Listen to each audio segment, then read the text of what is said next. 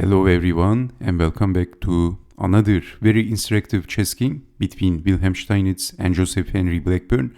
So this is also from the Steinitz-Blackburne match from 1862, London, England, December. So let's see what happened. This is game number 4. If you watched the game number 1, it was a back and forward chess game and Wilhelm Steinitz defeated Blackburne at the endgame. So let's see what happened in this chess game. This time Blackburne has the white pieces, Steinitz has the black pieces. In the first game, Wilhelm Steinitz had the white pieces, so let's see what happened. d4, f5, and this is the Dutch defense. e4. And this is the Staunton Gambit, already very exciting. F takes on e4, and then knight to c3, e6. Well, in this position, if you would defend the pawn if d5, that would be actually a very bad move because of the light squares. Black has light square weakness and then capturing the pawn, and white is doing excellent. White is very good. So knight to c3 and then e6, knight takes on e4, knight to f6, bishop to g5, developing the bishop, unpinning the knight.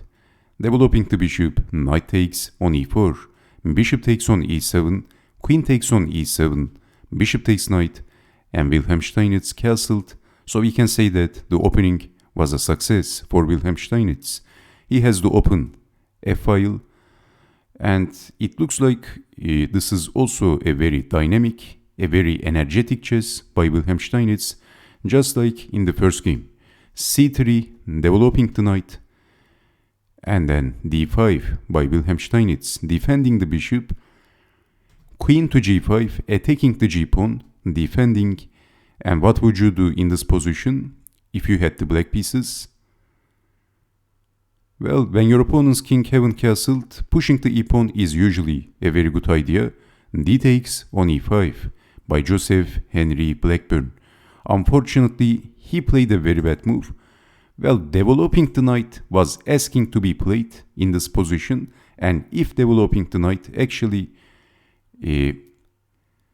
well, white is doing a very good job. This is attacking the queen at the same time. So after defending the queen, knight takes on e5, knight takes, pawn takes, queen takes, exchanging, and white can also support the pawn with pushing the f-pawn, and white is doing very well.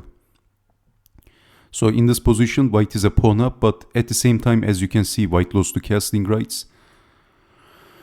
But the position was for about equal, but after pushing the pawn, Joseph Henry Blackburne, instead of developing the knight, he captured the pawn, d takes on e5. And this move has a downside. Wilhelm Steinitz is developing the bishop with a tempo, and now Blackburne can't develop the knight. He can't also push the f-pawn, of course. So queen to e3 and then queen to h5 by Wilhelm Steinitz. When you have a better position by exchanging the queens. So queen to h5 and then f4. So supporting the e-pawn. And what would you do in this position? Wilhelm Steinitz played an incredible move. Well, he sacrificed his knight. Knight takes on e5. Pawn takes knight, and then rook over, targeting the e-pawn. Well, capturing the pawn, that is losing the queen. So in a desperate situation, Blackburne captured the pawn with check, and then he's saving. But now queen to g5, if capturing the pawn, queen to e3 is deadly. So h4, and then capturing the pawn, and Joseph Henry Blackburne resigned. What a disaster! What a disaster for Blackburne. Because of this continuation, exchanging, and then king to d2, rook to f2, king down, check, mate. If in this position after rook to f2, if king to d3, then white is getting checkmated by force, pushing the pawn and cutting the escape square, and bishop to f5 is going to be checkmate. So rook over for the defense, for desperation, of course. c4, bishop to f5, check, only move, check, mate. What a disaster for Joseph Henry Blackburne. Wilhelm Steinitz destroyed his opponent. In just 90 moves, Joseph Henry Blackburne resigned. He surrendered. What a brutal defeat for Blackburne.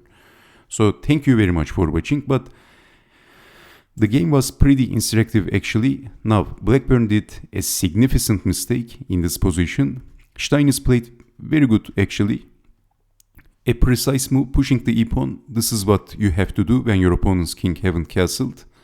But now capturing the pawn in a stressful position. Blackburne captured the pawn. But the better move was knight to f3. Always develop your pieces. This is developing the knight with a tempo, attacking the queen. After defending the queen, well, actually this is very good for white. Blackburne should have played like this, and he would not lose at least in 19 moves. Maybe, who knows, maybe he would have defeated Wilhelm Steinitz after this position. But instead of developing the knight, which was extremely important, he goes for capturing the pawn, but this time Wilhelm Steinitz is the one with developing the pieces with a tempo. Blackburne had that chance, but now he's losing the chance, and everything is going to the south for Blackburne. And after queen takes on e5, Blackburne resigned. If not exchanging the queens, capturing the queen, and then the same things are happening to white. There are dark clouds around the white king. So thank you very much for watching. So this is the last position. And I hope to see you next time with more instructive chess games from the history of chess. Take care and bye bye.